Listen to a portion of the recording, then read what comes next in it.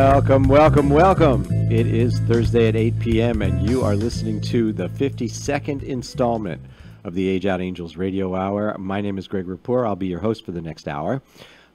Age Out Angels is a 501c3 nonprofit corporation whose mission is to work with youth ages 14 to 24 who are in vulnerable and unstable living circumstances and help them avoid some of the pitfalls that they will face if they go into independence without a safety net. And so that's our job, to provide them with mentors and services that will help them become productive citizens instead of statistics. We come to you every Thursday night, courtesy of all the fine people here at Hamilton Radio. Doc G is on the big board tonight, along with Robin. It's so good to see you both, and we always give a shout out to Ruben Rodriguez and William Saunders, also owners here at Hamilton Radio, who are nice enough to provide us with this airtime. What a wonderful week it was, and we have a wonderful guest tonight. Tonight on the show, HBO, good news. HBO is going to run a documentary called Foster in 2019. They just acquired the rights to it. We're going to talk about that. We're also going to talk about why are there more people in the system today, in the child welfare system today, than there were 20 years ago. How hard do we have to work to make those numbers go down? And you're also going to hear a real email from a 20-year-old age out who was living on the streets. And I think that will raise the hair on your back. And much, much, much more. My guest is Professor Antonio GARCIA from the University of Pennsylvania. He's quite an amazing fellow who's done some research that is going to change the way people look at the child welfare system, and he has ideas for how it needs to be restructured. So you're going to want to stay with me for the whole hour tonight. Professor GARCIA will be calling in right around 8:15. But I want to tell you what an incredible 8 days we had at Age Out Angels, because there's a moral to this story, so stay with me. Let's see, we started out 4 events in 8 days. We started out at the PCIL Picnic, which is the Progressive Center for Independent Living, and we thank Scott Elliott and Reed Thomas for being our hosts there. Now, you might recall 2 weeks ago, the Progressive Center was the guest on this program, and what they do is provide referrals and services to people with physical and neurological challenges, and to help them lead independent lives. That's their purpose. Now, we at Age Out Angels, we are not trained to work with people with those specific handicaps. So if you know anything about me at all, you know that I'm always looking for who's the child who gets lost. And who's the child who gets lost in the equation where there is a child in the household with those kind of physical and neurological needs is the typical child. The typical child is the one who, generally speaking, whose emotional needs don't get met, because the child who has the special needs, naturally, I mean, it makes perfect sense, right? I'm not saying there's something wrong with it. I'm just saying that's how it is. So it's the sibling in that relationship that we at Age Out Angels can really help. We can give that person support, especially the emotional support that they may not be getting in their home because of what's going on in their home. So we started out there at the PCIL Picnic, and then we moved on from there to the Princeton Regional Chamber of Commerce dinner. And we saw a speaker named Esther Tanis. Esther runs an insurance agency with offices in Newark and Princeton, New Jersey, and she's sort of a self-made success story. And she gave us a fabulous kind of lecture. A lot of it was based on a book written by a gentleman named Bob Berg. And what she was talking about was how to network properly in this current age that we live in. And the reason that was so significant is because as I finished telling you about these other events that we went to, this whole thing about how to network properly comes back full score in the last event that we went to. So I'm going to circle back around to that. Esther, if you're listening tonight, don't go away, okay? So this was a wonderful lecture on how to network properly at the Princeton Regional Chamber of Commerce. Then we went on to the Trenton Public Schools Back to School Extravaganza. And that was just absolutely spectacular. It was mobbed. We met people there who would benefit tremendously from our services.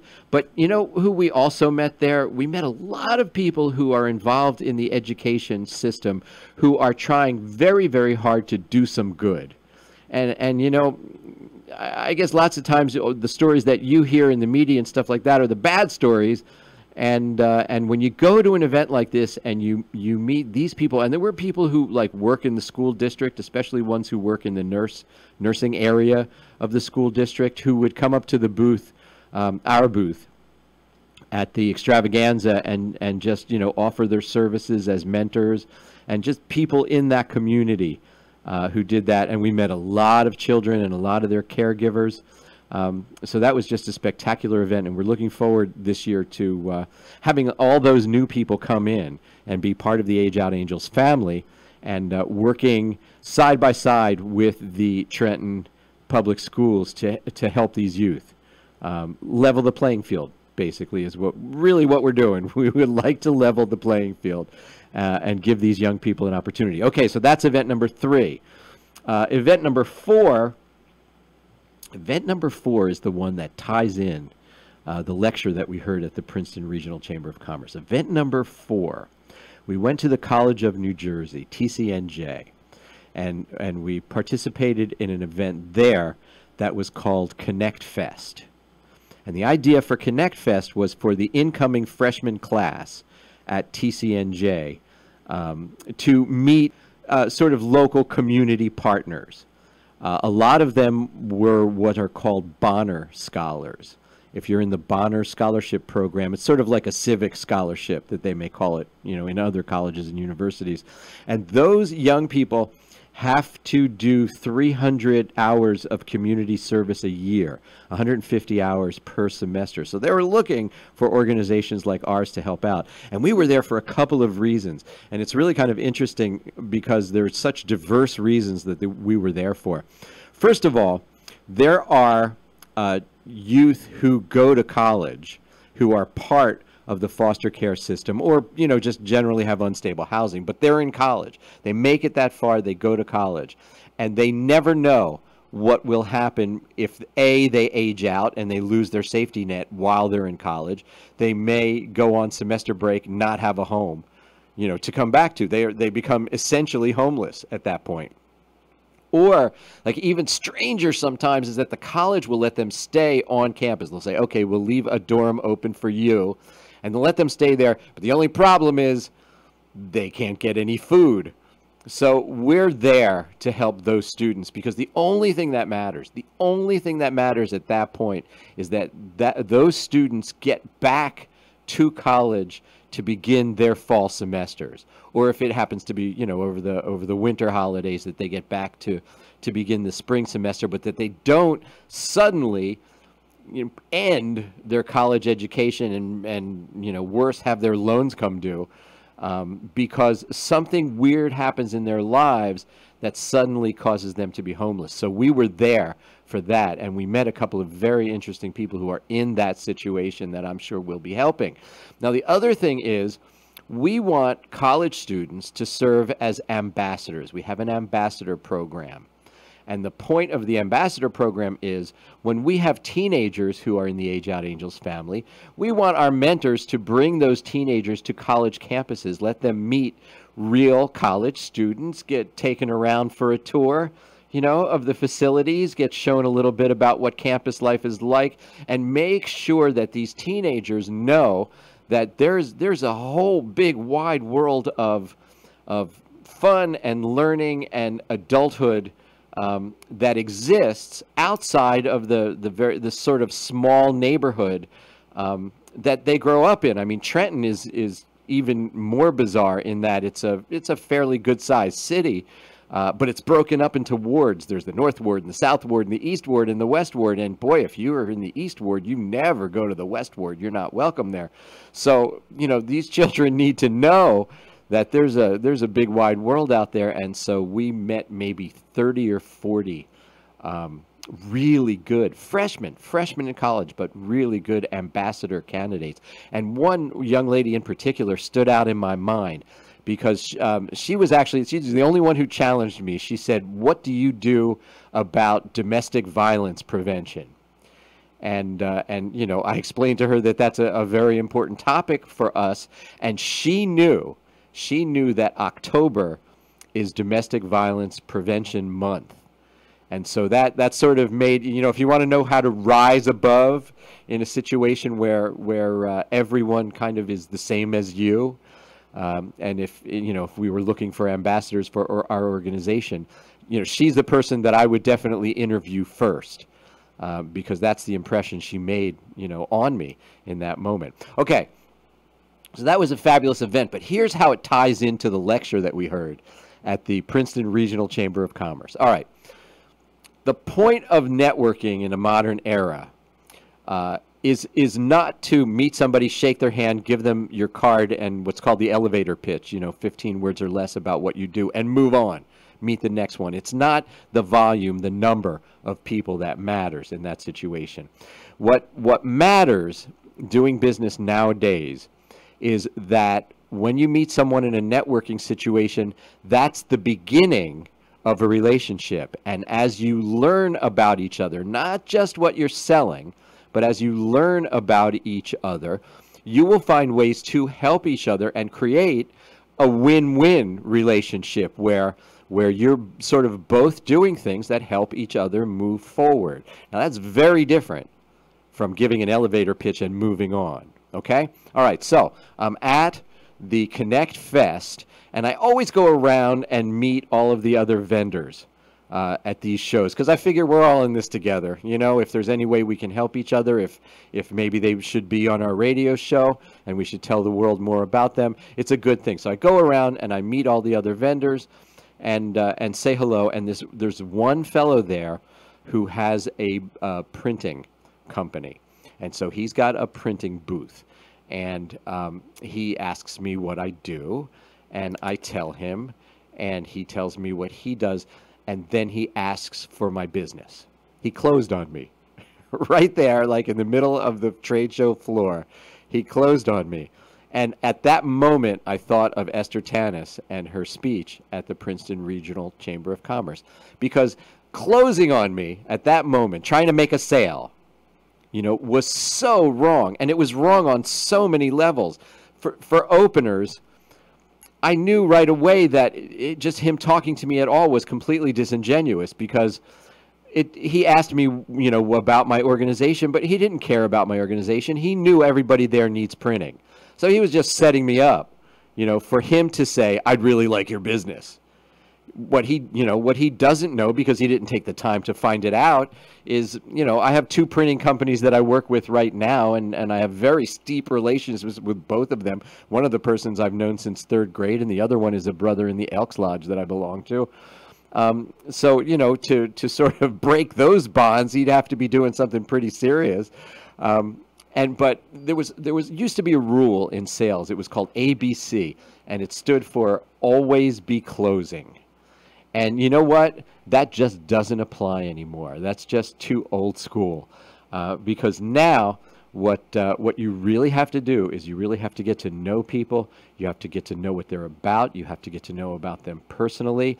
And this is what applies in the area of child welfare. You cannot walk into a situation as a child welfare mentor and think, I'm going to come in now and show this child what they need to do.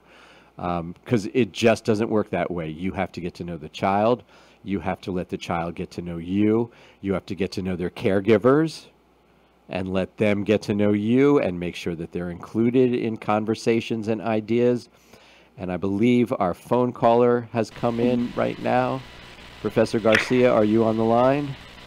Yes. Hi, how are you? Hi, I'm fine, thanks. Now, I'm going to ask you to hold on just a moment, because we're going to take a short break. Okay. Okay? So I don't want you to hang up no matter what you hear, and don't go away.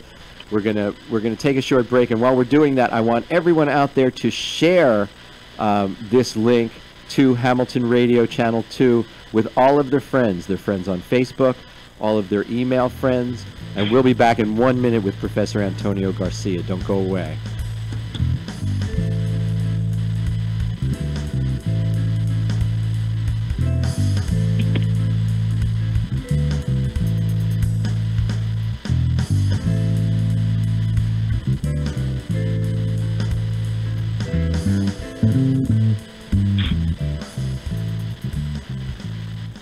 And we are back. Antonio Garcia has one of the longest titles I've ever seen in my life. I'm going to take 15 or 20 minutes now and read it to you. He has letters after his name. MSW, which Master Social Worker, and PhD. He is a doctor. He's an associate professor, co-director, child well-being and child welfare specialization at the School of Social Policy and Practice, which is part of the University of Pennsylvania. Professor Garcia, welcome to the Age Out Angels Radio Hour.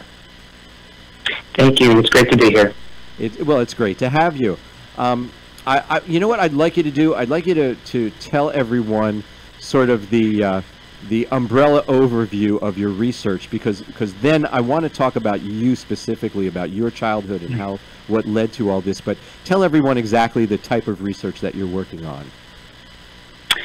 So broadly speaking, my research is all about supporting caseworkers, supervisors, and leaders on how to deliver the most effective interventions for kids in foster care, and to make sure that their staff are trained and supported to achieve that goal. And there's a whole lot of movement happening in that area right now, so we're going to get pretty deep into exactly what it is that you're doing. But first, I want people to understand that this is not something that you came down from an ivory tower to do. You didn't have the easiest of childhoods. Would you tell us a little about that? Sure. You know, a lot of my work and my research is really motivated by my own personal experience. Growing up, I was raised by a single mom. I was raised in, not in the best of neighborhoods. I was exposed to domestic violence between my dad and my mom. And on top of all that, my dad had a drinking problem.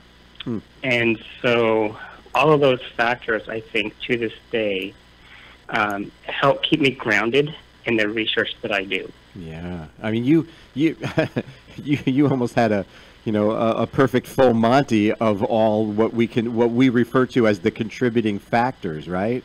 Growing up in a community where violence was common, domestic violence, father with an alcohol problem, but there were a couple of people in your life who really sort of made the difference between like foster kids and you, right? I think honestly, what prevented me from ending up in foster care was my grandmother, who served as a support, and school counselors.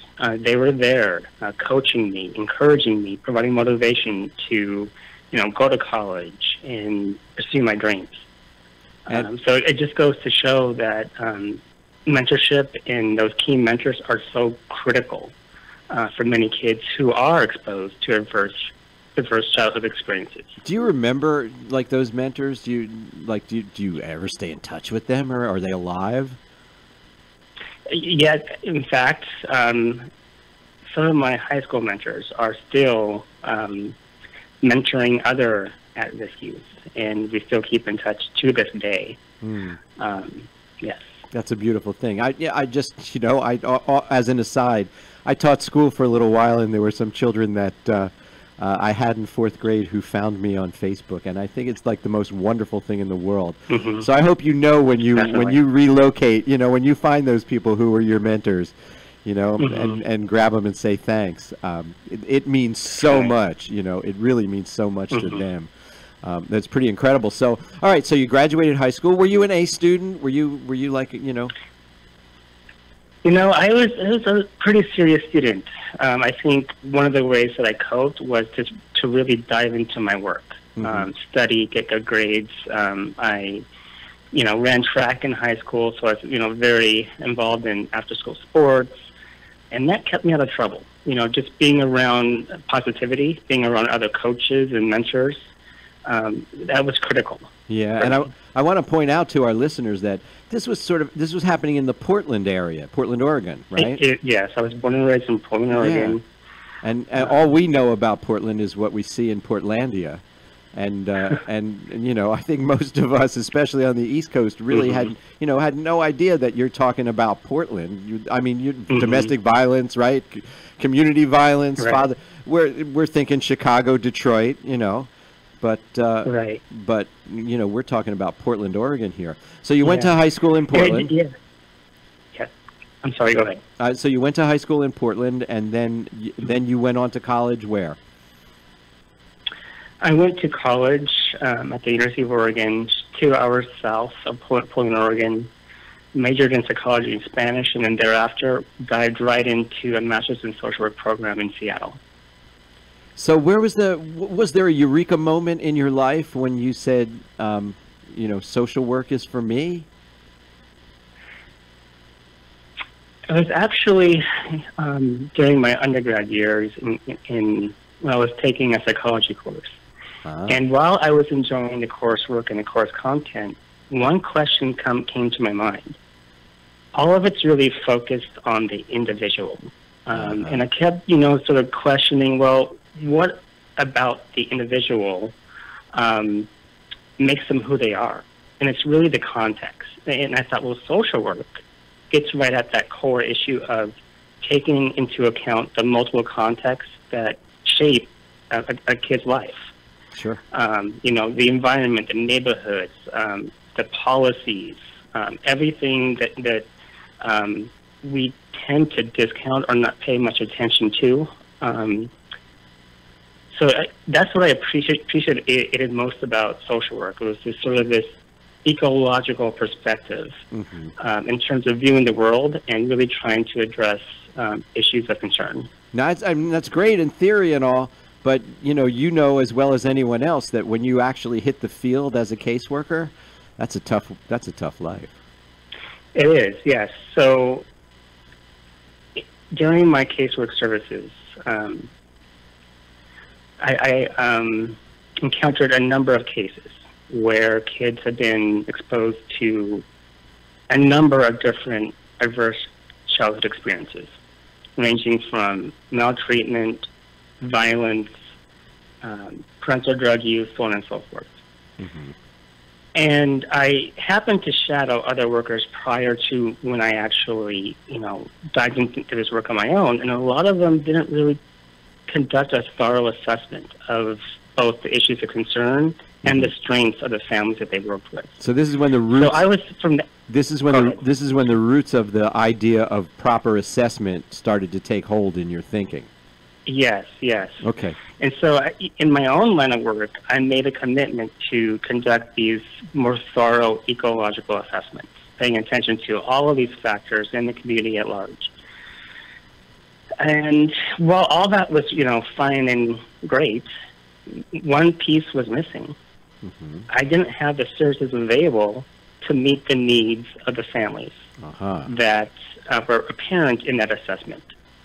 So there was this huge lingering gap in my own practice where, I conducted this assessment, I identified the needs, but I could not address the needs. And all I was doing essentially was putting essentially Band-Aid solutions to these really tough public health concerns. Right. And these are serious, deep core issues that frequently go back multi-generational, right? Exactly, yeah. So oftentimes, we see, and this continues to this very day, where we see parents, as kids, they were, abused and neglected and exposed to numerous adverse childhood experiences. Sure. And it just goes generation to generation that way. Right. So, exactly. All right. So when you were shadowing people, did you get to observe sort of like the difference between like maybe one caseworker and another caseworker, or was it all just pretty standard practice? It was really sporadic. So you had some caseworkers who did conduct thorough assessments, and others who basically, if the kid was living and breathing, they moved on to the next case. Uh-huh. So the casework, and I think service provision in general, it's very sporadic, depending upon the worker, and even the jurisdiction that you're working in. You would think that when it comes to an assessment, there would be a certain amount of standardization. I'm certainly within one office, but apparently what you're saying is that that's not necessarily the case. Exactly. Yeah. So what makes a good assessment? What did you learn? Makes for what a good assessment is. So a good assessment entails really capturing all the environments in the context that a child is exposed to. Okay. So if you think about the life of the child, you place that child in the center of your assessment. And you think about all the systems, all the people that child touches, and whether or not each of those people and each of those systems are meeting the needs of that child. Right. So those are the kinds of questions that I do this very day. I try to address. And I encourage my students to think about, too, when they're out in the field working with kids and families. Yeah. Yeah, you're actually reminding me of something that another person had said to me at one time about, what's a good assessment. And it might relate even to your life personally, because one of the things that they said to me as part of a good assessment is when you learn who all the people are in that child's life, find the one who could be the mentor. Find the guidance counselor who really likes them or something, Find that one and make sure that connection gets made. Yeah. And you sort of each of those components or contexts think about not only the issues of concern, which I think people tend to focus on heavily, but also pay attention to protective factors that may mitigate or alleviate some of these risk factors. Absolutely. Absolutely. So, all right, so let's move forward now to your PhD dissertation. Are we talking University of Washington here? Correct, yes. Okay, so you're working on your PhD at the University of Washington, and what did you do your dissertation on? So during my over 3 years of practice work, responding to reports of abuse and neglect, again, one of the other gaps that I observed was that many of the kids I had been working with were of color and in poverty. So I wrestled with this question during my dissertation phase: what are the outcomes among youth of color in the child welfare system? And during that time, there was very little research around this topic. And I particularly wanted to find out what are the outcomes among racially diverse foster care alums, so adults who were formerly placed in foster care. And I looked at their employment and education and mental health outcomes, and by and large, half of them had mental health diagnoses, and well over a third of them had no high school diploma and were unemployed. And one other critical piece, is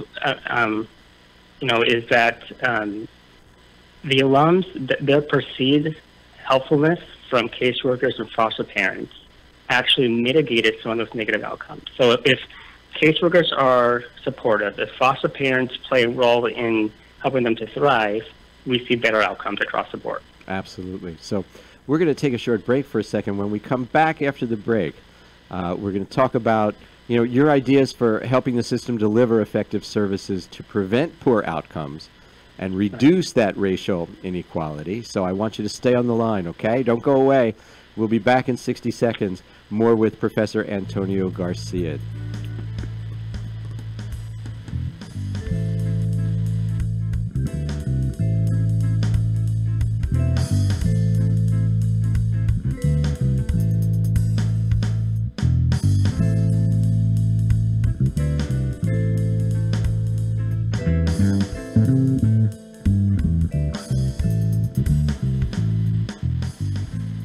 And we are back. Before we go further, I do want to say a big thank you to all the people who gave donations this week to Age Out Angels. We thank you so very much for your generosity. And of course, remember that you can make a donation to Age Out Angels every time you buy something from Amazon. If you designate Age Out Angels as your Amazon Smile recipient, a portion of the money that you spend with Amazon will go to help children as they age out of foster care, and it won't cost you one single penny more. So please think about us when you shop on Amazon, and think about us if you happen to work for a corporation that has a matching gifts program, because we would really love to participate in that. And you can write to me directly at greg@ageoutangels.org and set that up.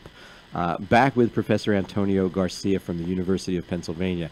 So now the seeds were planted in your PhD work at the University of Washington in Seattle for what you were going to do. Now you're here in Philadelphia. So can you tell us a little bit about the Philadelphia project? Sure. So after I completed my PhD, I landed a job as an assistant professor at UPenn. And my intent then was to move beyond outcomes research and think about very practically how to improve outcomes. And so when I came on board, I learned of Philadelphia's effort to implement or scale up 3 different evidence-based interventions. Mm-hmm. And these are interventions that have been shown for over 30-plus years to be effective in achieving positive outcomes, whether it be improved parent-child interactions or reducing the likelihood of being placed in foster care. Philadelphia is actually pretty progressive, actually, when it comes to this sort of thing. And I think also having the Juvenile Law Center in Philadelphia doesn't hurt, you know, in that regard. Exactly. So what are the 3 EBPs? So the 3 EBPs, they include parent-child interaction therapy, the positive parenting program, and functional family therapy, each targeting different age groups. All right, first tell us what EBP stands for. Evidence-based practices. Evidence, so again, it's just right. The evidence-based practice. And by using evidence-based practices, what we're really doing is just trying to put the percentage a little bit more on our side for a positive outcome, right? Exactly. That's so instead of implementing programs that have no evidence, we're trying to implement ones that do. That do, exactly. And increase that percentage. Okay, so now say this slowly, because I want everyone at home to make sure they understand it. What are those 3 evidence-based practices? Okay. Parent-child interaction therapy. Interaction therapy, okay. Yeah. It's targeted for younger kids. Mm-hmm. The positive parenting program, Triple P.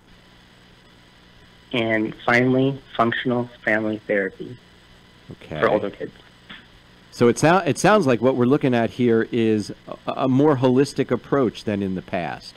Because in the past, exactly. Right? In the past, you just pinpoint one problem and say, let's fix that. Parent has a drug issue, you can't see your child again until you get clean, period. Exactly. So one common theme across all of these interventions is that it does try to address or mitigate some of these other risk factors that in the past we have not done a great job of addressing. Mm-hmm. So pick one. And yeah. Yes, so I've been focusing more on the positive parenting program, or Triple P. Okay. Simply because the city has had more luck in terms of actually implementing that intervention. And I think it has a lot to do with the fact that this intervention is flexible in terms of how it is actually delivered. Meaning, for example, you can either implement it to individuals one-on-one or in a group setting. And it just provides more flexibility in terms of how it's delivered, but also in terms of whether or not they have the option to introduce case scenarios from the clients they're actually working with. Mm-hmm. And I think... So how does it work, like in a group setting? How does it look? So, for example, in a group setting, the idea is to not only rely upon the expertise of the trained clinician, but also the stories and lived experience of the other parents in the group. Mm-hmm. So oftentimes what that clinician will do is, give me an example of a challenge you've had with your child. and let's talk about the challenges. Let's talk about what you've done in the past and what you could potentially do in the future to address that challenge. And so, the parent who volunteers their case, they're hearing advice not only from the clinician, but they're also getting buy-in from their peers. And by doing so, the parents then gain more insight in terms of what they may have done wrong in the past and what they could do in the future to facilitate better parent-child interaction and communication. Mm-hmm. And they would have the option to have individual counseling. Like I could just imagine somebody. Exactly. I can imagine somebody in that situation, gaining a lot of insight from their peers, but after a while, maybe just feeling a little embarrassed, right? And right. And I think all these clinicians are trained to destigmatize the experience and say, what, we can all benefit from parenting and coaching. And these are strategies that you may want to use if it seems applicable. These are just ideas. These are just strategies that you could, down the road use. Yeah. It's just amazing that this isn't really in widespread use at the moment like that. That this is a revelation, and not something that's in wide. So what are the barriers to implementation? So you're right. I mean, this is not rocket science, but the thing is, the barriers include the fact that they're very costly. It takes a long time for social workers to get trained to deliver these evidence-based practices. And by and large, there's this issue around acceptability. What I mean by that is that caseworkers and clinicians are often set in their old ways, and they're used to implementing or referring their clients to services that they are used to referring the clients to, rather than being innovative and introducing new programs. All clinicians are like that. I used to work with doctors who would keep prescribing the same old pill just because that's what they prescribed 20 years ago. Used to. Yeah, that's pretty common. So are there barriers? I'm sorry, I interrupted you. I didn't mean to. No. The other biggest barrier that from the data I've collected is that there's just a lack of awareness. So, for example, you might have leaders or even directors and supervisors who are new to the field and haven't received training about these evidence-based practices. And then if they don't know about the programs, then of course their staff are not privy to them. And the caseworkers, they're the gateway providers in this case. They're the ones that are conducting the assessments and referring their clients to these evidence-based practices. So it's just sort of like this channel effect where essentially, if leaders aren't trained and supported, staff are not aware, and they then, in turn, cannot make those referrals or implement these programs. Right. It makes me wonder. We always run against the money issue, right? That was the first thing you said. What's the barrier? Well, it's very costly to implement. But in your experience, is it more costly to implement this or to spend $1 billion a year on a foster care system that isn't really that good with outcomes? Well, I think this underscores the necessity of the Family First Act, which allocates dollars towards prevention. Right. So really thinking about more strategic ways in terms of how to allocate the funding. And let me interrupt you. Let me just interrupt you, Professor, for 1 second. I just want to make sure that our listeners out there, our regular listeners, know what the Family First Prevention Act is. But anyone who's just joining us doesn't, because it's really one of the best kept secrets in the world. I haven't seen it on any, national media or anything like that. It's just those of us in the industry know what it is. So tell everyone what the Family First Prevention Act is and what it does.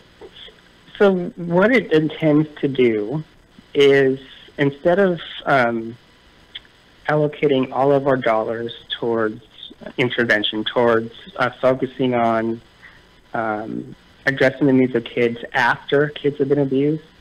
The intention here is, what can we do? What can we put in place to prevent that kid from going into foster care in the first place? What supports, what evidence-based interventions could we implement to potentially prevent kids from going into foster care and experiencing poor outcomes down the road? So that's the main principle behind this Family First Act, is to really think about prevention. It's prevention, okay. So, all right, so now your program fits into this prevention model. Right. So Philadelphia, I think, is really, sort of innovative in terms of really trying to adhere to this Family First Act principle. To think about, well, does implementing Triple P actually reduce the likelihood that kids end up in foster care? Mm-hmm.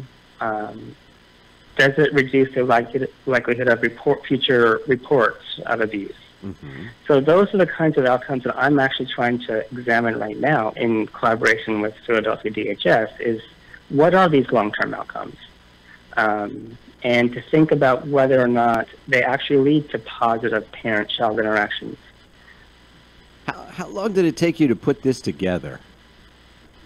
So that's another barrier, I think, is, in terms of, right from the get-go, I had to secure approvals from IRB and gather all the legal paperwork behind it before I could even initiate any contact with participants or families. You can't just walk in the door and study children, no matter how big your grant is.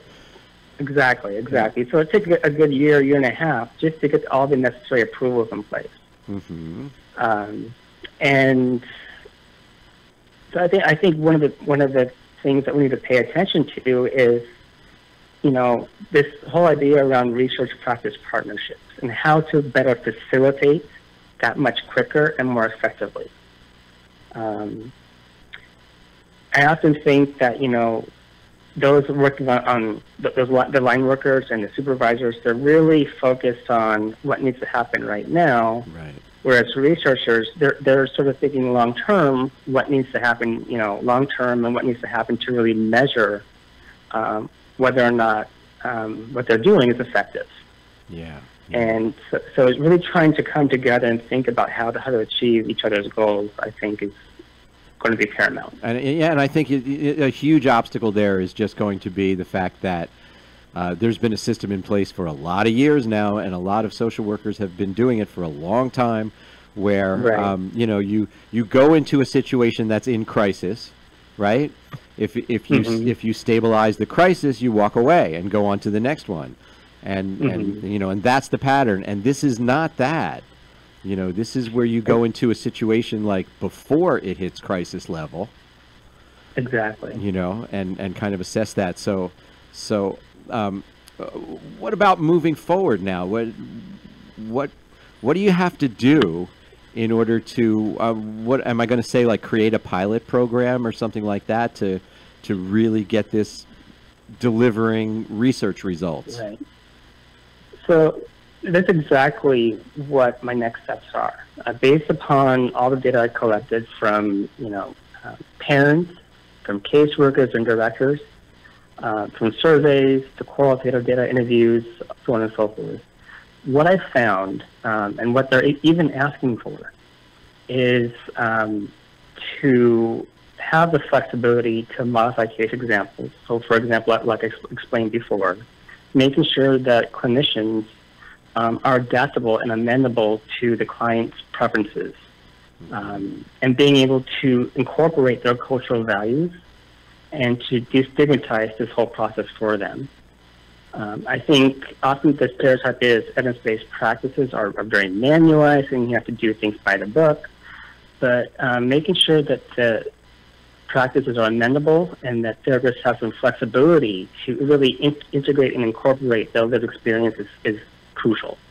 So that's the first piece. I think another piece is making sure that the lens of communication, that communication and collaboration is paramount Right. between, researchers and directors and on down to the line workers. Often, like I said, the data that I've collected show that those lines of communication are often disrupted. And so if we can, for example, develop pilot programs to make sure that each of those folks are trained to support one another, I think we'd be heading in the right direction. And you're treating whole families. This is a paradigm shift. Exactly. How does a person get? How does a family? How does a person? See, even I'm used to saying it singularly. How does a family get into your program? So there's sort of a triage process where in child welfare, they have to have an open CPS case, so Child Protective Service case. Okay. From that point on, the caseworker conducts an assessment and determines whether they meet criteria for that said intervention. Okay. Do they meet the age range? Do they meet the issues of concern?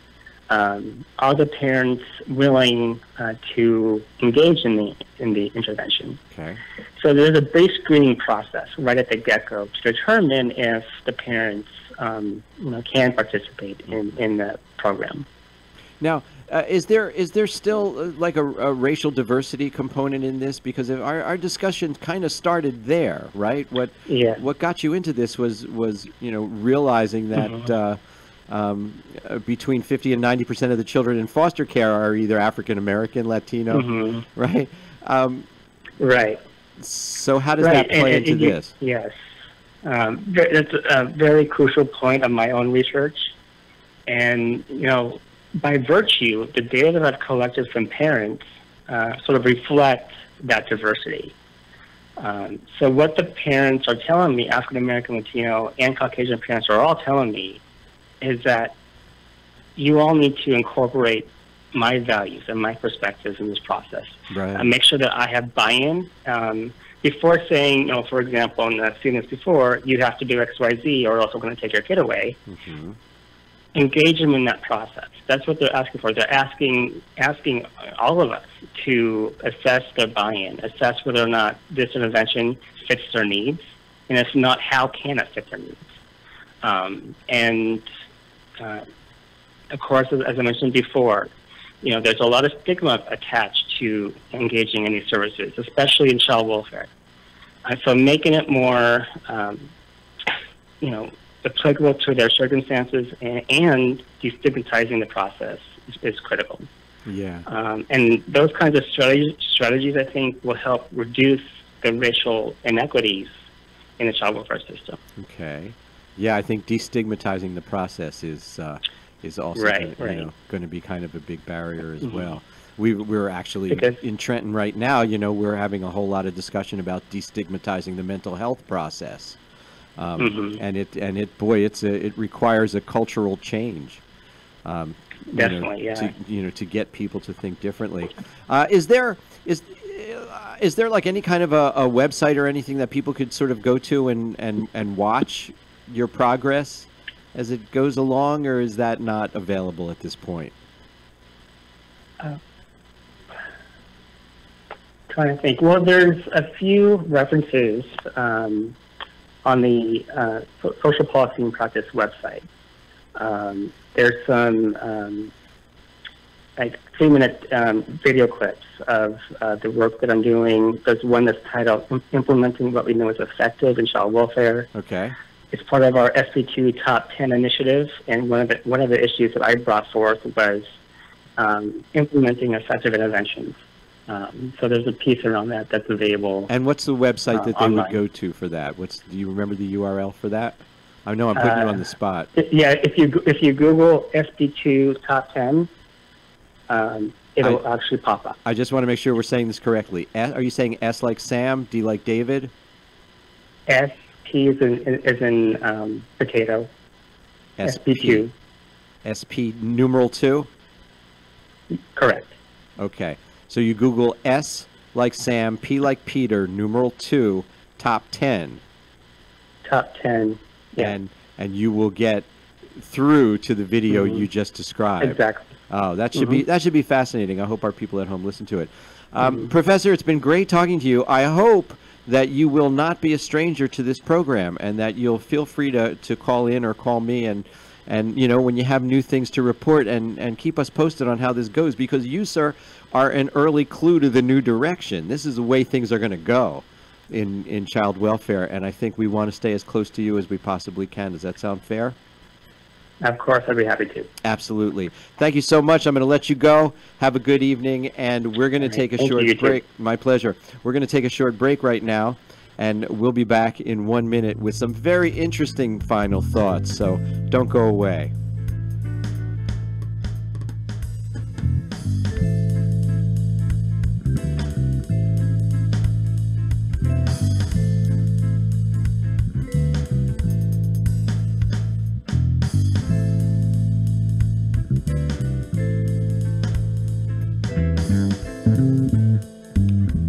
And we are back. Boy, did I get an email that knocked me to the floor this week. Are you ready for this? And this is like an email that I get every so often.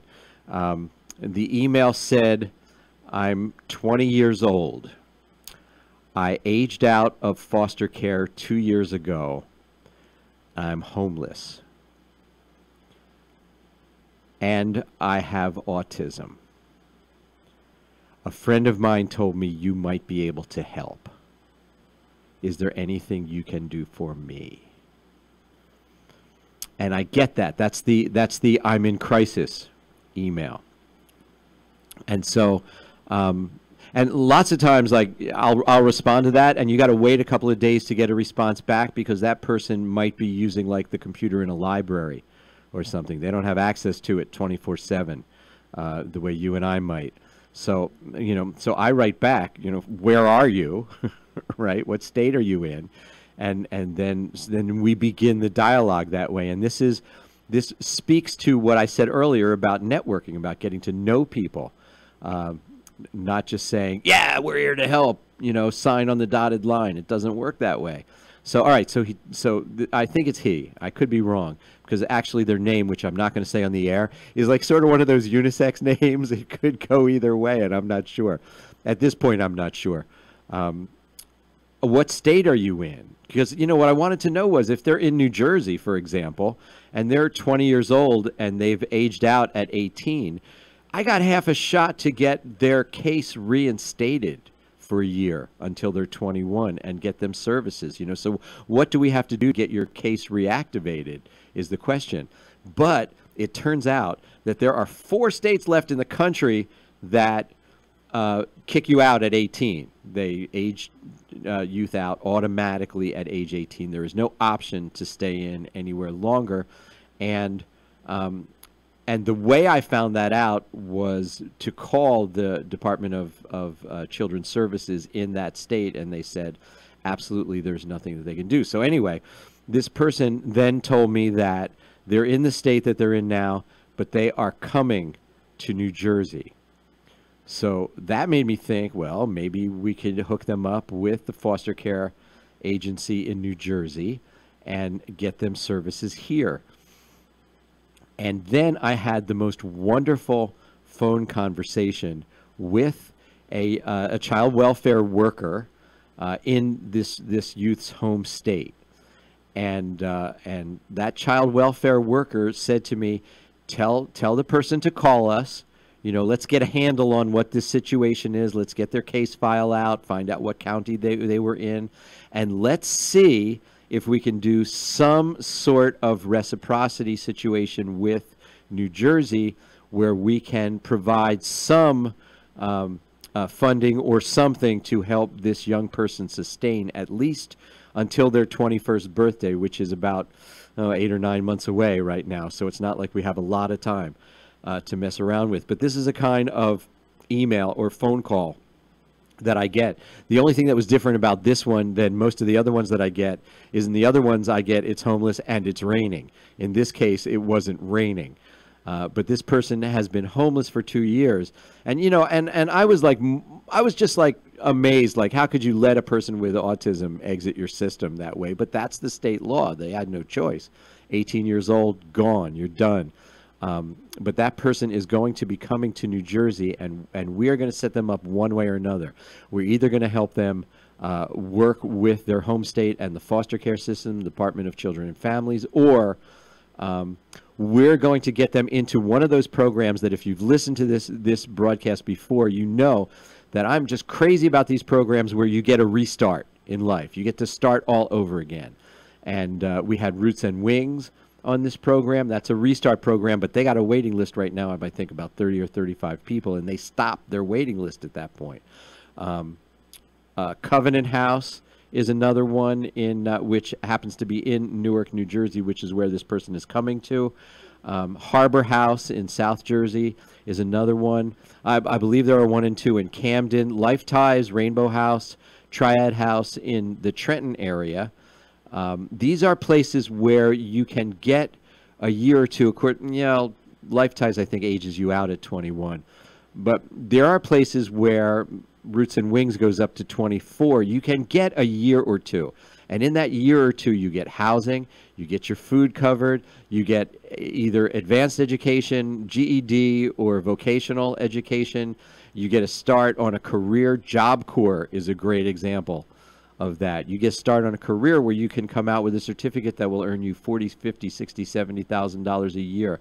So this is why Age Out Angels exists, for this person to be in this situation and for us to help them restart their lives. So it gives rise to the question of, like, why is it that 20 years ago there were actually fewer people in the foster care system, fewer people aging out than there are now?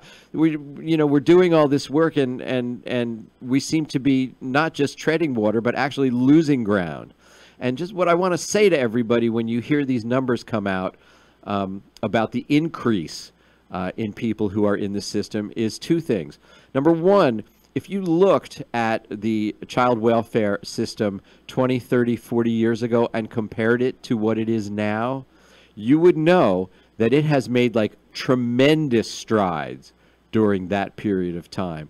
If nothing had changed in the last 30 or 40 years, then this 435,000 kids would just all be warehoused somewhere. They'd be in whatever you want to call it, an orphanage or reform schools or whatever. They would just be warehoused, waiting to be kicked out, and there would be that sort of foster care to prison pipeline would be alive and well.